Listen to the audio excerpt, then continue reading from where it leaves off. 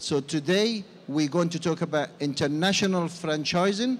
We're going to start with the Managing Director, HindMARSH. He's going to give us some figures, statistics, facts. Then I will take over and we talk about case studies and we talk about question and answers if you have any questions. Thank you for attending, and there's hopefully more to come. And Rod, please come and start. Thank you. Thank you. Thank you. So, international franchising. One of the things that we want to stress right from the beginning, and it's very important to us, is really how simple franchising is if you get the basics right. We, as a company, have also franchised ourselves. So if I just give you a quick history of where we started, we've been now trading for 25 years as franchise consultants. And for the first 18 years, we concentrated in the UK. If you'd said to me 4 or 5 years ago that we'd have offices in China and America, I would have been as surprised as anyone. But 7, 8 years ago, we decided to franchise how to franchise. And the basic documents that you need before you can franchise are quite simple and straightforward. You need, and probably the most important thing, is that you need a decent franchise agreement. And that franchise agreement has got to be pertinent to the country that you operate in. We are very fortunate how to franchise. We work, say, with international solicitors, and we also have our own solicitor.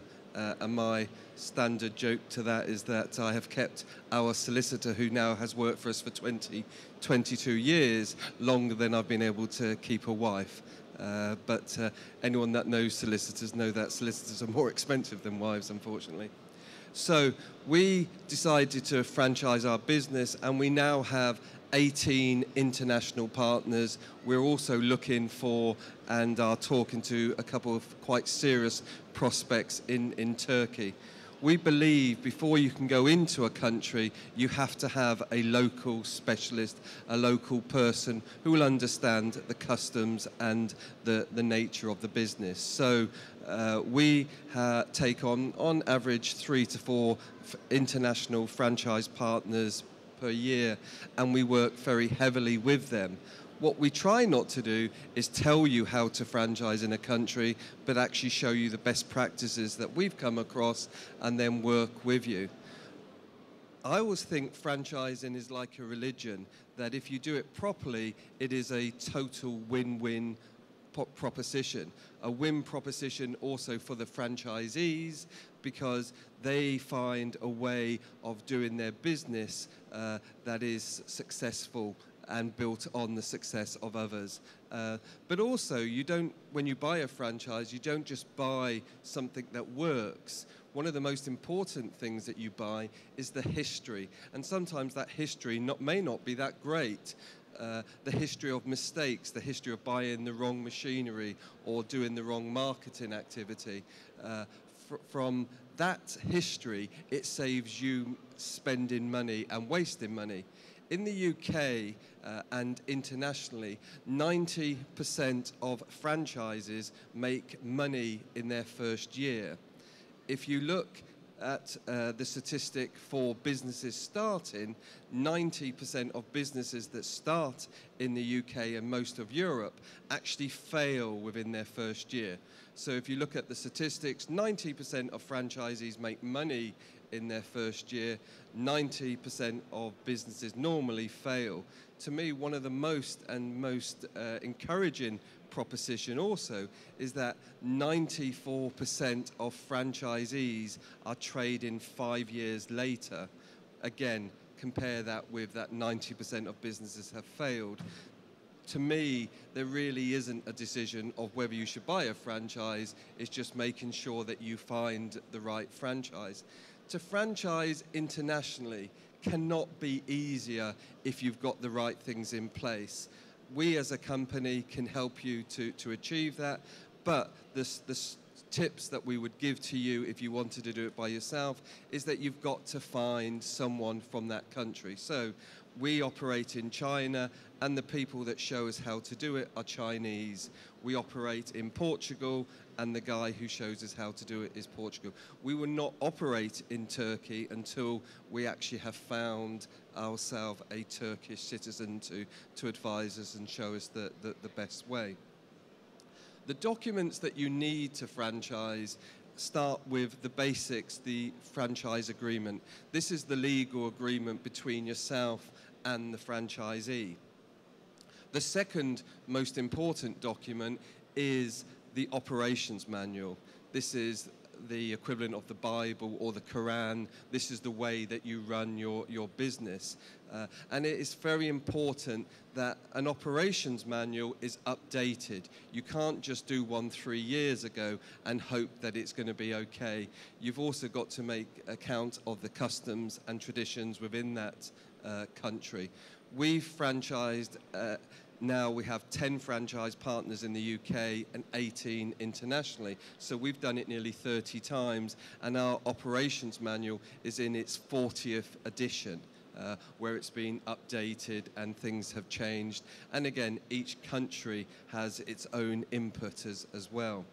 The other thing which is most important when you have the franchise is the marketing material, that you make sure that you have the right things and the right things that appeal to that country, and that it is within the traditions and customs of that country. So one of the biggest problems sometimes that we have with American companies that we deal with is most Americans, and I learned how to become a franchisor in America, believe that they know everything best. Unfortunately, that, as we've seen, is not necessarily the case, but they will have a brochure that is very good in America and very productive in America, and procedures that are very good and brilliant in America. But as they say in Thailand, this is Thailand, and we want it to be for us rather than any other country. So those are the three major ingredients when you look at putting an international franchise together: the operations manual, the franchise agreement, the marketing material. The other important ingredient is having the finances and working out with the franchisees that they can make money. One of the things that we found as a franchisor, and one of the easiest ways to manage a franchisee, is to make sure that they make enough money. Most franchisors that have problems, half of it can be boiled down to them being too greedy. The most important person who's making money, i.e. the franchisee, is more important initially for the franchisor than the franchisor making lots of money. And the reason for that is franchising, and the object of franchising is to build your brand and to build your company. In the UK, one of the strange examples that we give is a company that within 4 years sold itself for nearly $6 million. And this was a company that concentrated on providing a service of dog walking. And every place I go, I was in Poland a few months ago and in Russia just recently, and people can't believe that people actually pay for someone to get their dog walked. But as we get all busy and we become more professional, and everyone has a active role in being busy during the day, sometimes walking the dog, the valuable asset to the business, asset to the family, becomes a problem. And so having a dog walking business where someone can actually take your dog out where husband or wife are busy working is actually a great asset. And what you'll find in the UK, that there are lots of little services in the UK and the US that you wouldn't actually have thought today maybe would be valuable or vital for Turkey as it is. But as Turkey develops, you will find that more and more of our time is taken up with maybe leisure or family activities or working, and that sometimes cleaning, oven cleaning becomes more and more important. Franchising has always been based around food, but the second most important part are services. And again, looking at the marketplace, looking at international, what I would always say, if someone is looking to take their service or product abroad, and the beauty about Turkey and having a look at the franchise show and having a look around today, is there are lots of things here that would easily go well in any other parts of the world. But what you have to do is to make sure that you understand that the country that you're operating in and that you have someone that you can build the business through. When we go to a different country, we don't look to take on a small individual franchise, because most businesses and ourselves would find looking after a franchise so far away from home too difficult. So the first step in expanding internationally is to look to take on a master franchisee. A master franchisee is like yourself as a franchisor, and is someone out there who will look after the country, take on franchisees for you, and basically do what you want. They will trickle back profit from the franchisee in form of an override, and will be basically your person in that area. So we always feel one of the best ways to actually go internationally is to actually take on a master franchisee, which again is a separate agreement. We have Adley here today, and before I bore you to death, I'll let him take over. Adley is a fascinating story for us, apart from being a fascinating man as well. But I'll let him explain that. He was and came to us as a franchisee a number of years ago. No doubt he will be able to tell you when. He bought 2 franchises from us over a number of years and made them successful after discovering and coming to the UK and discovering franchising. He'd never actually heard of the word or understood what it was. And then after being successful within those businesses and growing those businesses, he's now working for us as our franchise partner in the Middle East. What he does in the Middle East is that he helps, so if any company here that wants to franchise in the Middle East, he could be your manager and your representative out there. He can find you franchisees, and he can tell you what price to price the franchise and what the customs in each individual MENA or Middle East country is. So without further ado, I'll let Adley take over. So thank you.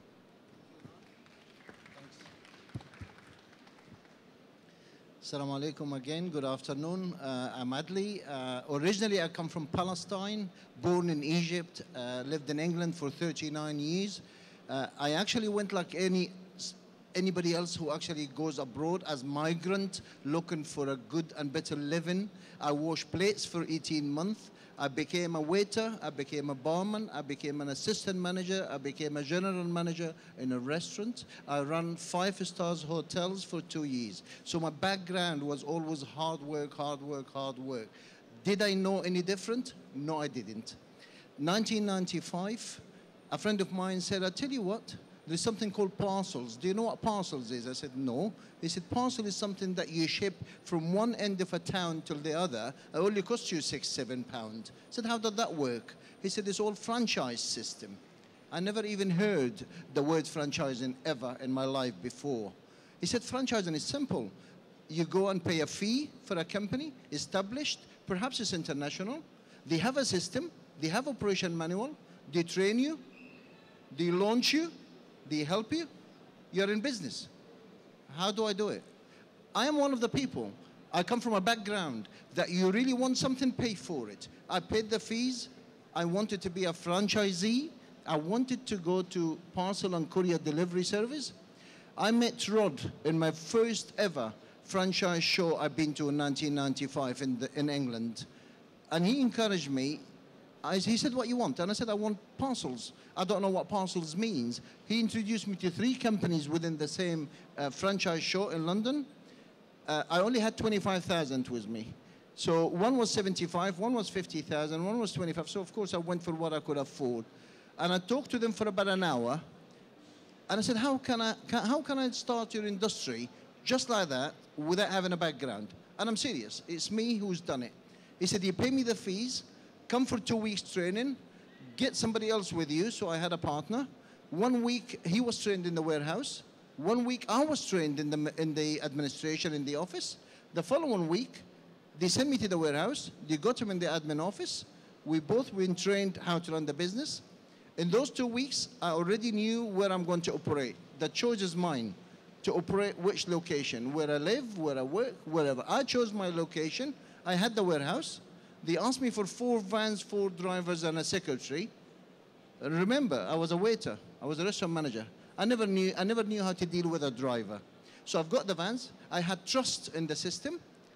Came out of the training. They had a sales marketing director with me. They had an admin staff from their head office with me, plus my staff. The phone started ringing. The parcel's been delivered to my doorstep from the parent company, the system. Within a week, I thought, I've been doing this for 10 years. I had nothing to worry about. Any problems I had, I only had to pick up the phone, ring the head office, and they tell me what to do. Then 2004, I bought my second parcel and delivery company. It was an Australian company. I got to know more about international franchising. The first one was a British company. The second one was Australian. Then I joined Rod for how to franchise. I am still a franchisee till today, but he does it in a different way. It's partnership. So what you earn, you earn. He needs us, I need him. I always have to ring the head office. They give me the support. You know what? I cover the Middle East. And I get a brand from England or Germany or America to take to the Middle East. Different world. A, they don't understand the culture. B, they don't understand the mentality. We have in the Middle East something called bakshish. Is that a word that everybody knows? Americans don't know it. They heard about it, but it's not in the operation manual. So how the hell do you put bakshish, which it comes not 4%, not 5%, it comes in thousands. It's true, isn't it? You're laughing. You know about it, do you? How the hell do you tell an American man you have to budget for bakshish? It's very difficult. But we're going to keep it simple. Make it easy? Yes, it is easy. I swear to God. And I'm telling you, wallahi, wallahi, wallahi, if you have a concept, put your operation manual, get your house in place, make sure that your office is run properly. You should have your training team. You should have your marketing team. You should have your support and admin team. It will work. Get your house in order. I will take it for you. I'll find you an investor. Simple. We will find you people who's got the money, who want to do the business. You can join them. You can sell them the franchise. As long as you have a good system in place, it's easy. That master franchise is your first step to that country. If he is credible, if he is financially sound, if he's a business-minded, we got a deal. You can teach him once, forget about it. This country is gone. It's his responsibility, and you only support him from the back.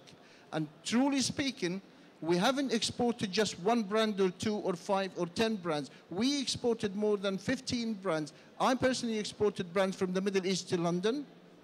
I exported brands from England and Europe to the Middle East, hassle-free. Even as a company, how to franchise, we have a support team that if you have a master in one of the Middle Eastern countries, you don't have to get a flight and a hotel and somebody lives there and pay for his accommodation to look after that master franchise and the brands. We do it. I'm always in either Egypt, Dubai, Saudi. Tell me where the problem is. I will go to the country in my travel. We charge minimal to what you pay for the air traffic. And we go in and we give you a report in a weekly basis or monthly as you wish. We can do it for you. So our booth is in I-115 in the far corner, I-115. We're here till the end of the day. If you have any more queries, please come to the booth. But we'll have a question and answer session, 5-10 minutes we have before we finish. If any of you is a franchisor wishing to go international, you have a question, please raise your hand and ask. If it comes to you later, come to our booth. The lady here.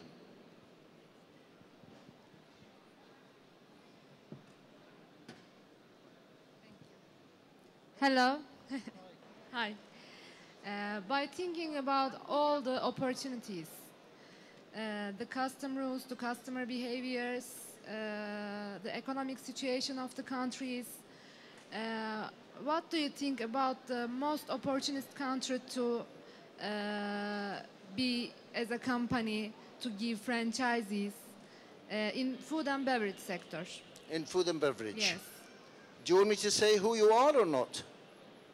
Do you want me to introduce your company or you don't want to talk about it?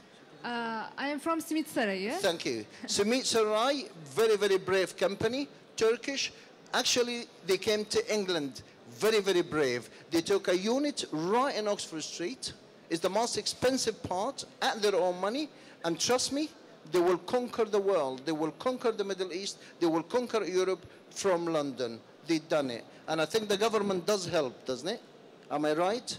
I believe the Turkish government help any Turkish organization who is traveling and exporting abroad by 50%. And please confirm whoever in the authority.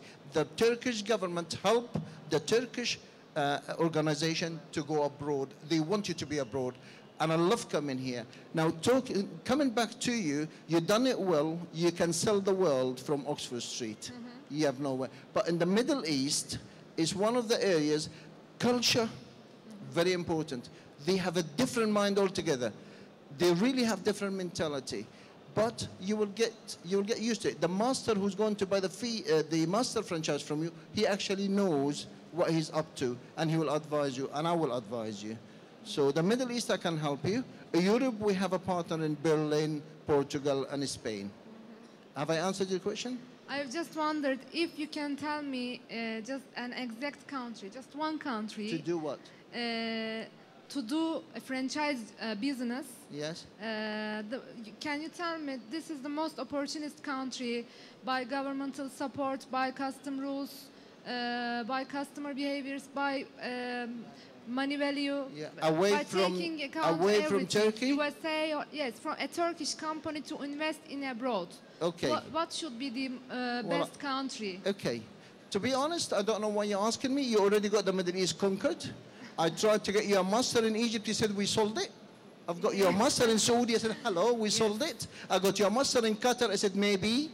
So you know what you're talking about. London is the best place to sell the world. Your next step should be Germany. You are in Germany? Yes. So what the hell are you asking me for? Get me the microphone. She's not a starter. Has anybody else got a question? You have a question? Okay.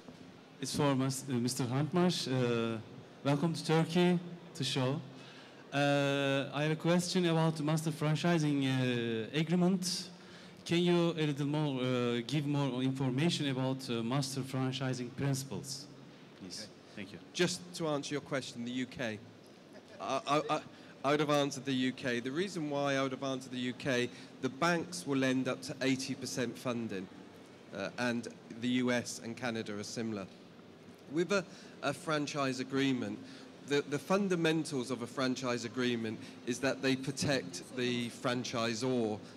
So I know that you're looking to buy a franchise agreement. To me, one of the most important things is to find out the onuses that are on you.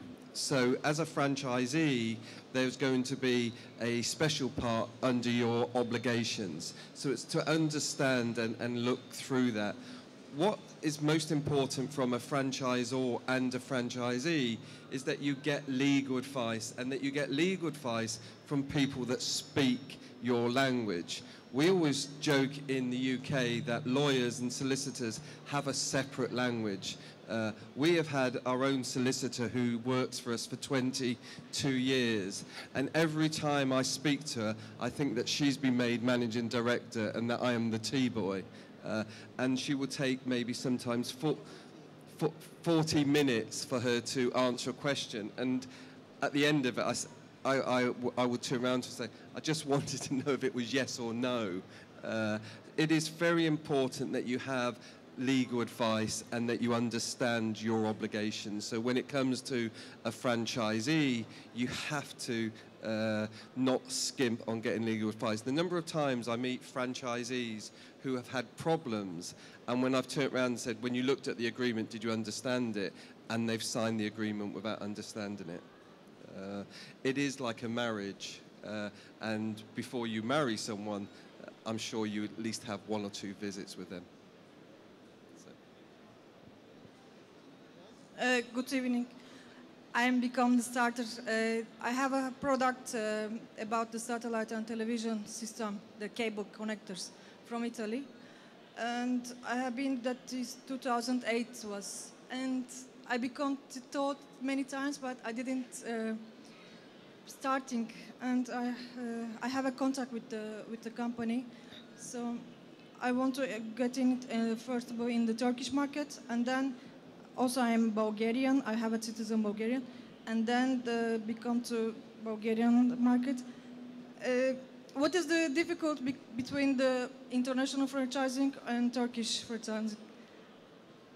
And also, I don't have capital, but the company was promised me to give to send the Finance. products, and then. Hey. Well, I mean, Thank you. I think the one thing that you'd say without knowing the specifics, that if the company is going to help and support you by giving you products on a credit basis, then that's a good sign. That shows you the confidence that they have. To me, one of the beauties about franchising, say, in any country or going international, is the fear of the international always seems to be great, whereas in fact my language skills, as you can quite rightly see, as an Englishman, we are so arrogant like the Americans, and we only speak English. And it has always frightened me to go to these other countries. All I can tell you is if you get the right person and you get the right advice, then to actually expand, as we now have a new office in Tokyo, is quite easy. But it's, again, it's having an understanding with your franchisor or your franchisee. And in China, they have a wonderful phrase that they won't do business with anyone until they become friends. And I think we can learn from that lesson. Just to make it easy for you, young lady, honestly, try to do it yourself. Sometimes it's difficult. I'm not saying just come to us. Go to a consultant or a broker or an agent who trade in that country. He should know the way. He will make it easy for you. Okay? Thank you. Has anybody else got any queries? Thank you, and it's over. And thank you for coming. Appreciate it.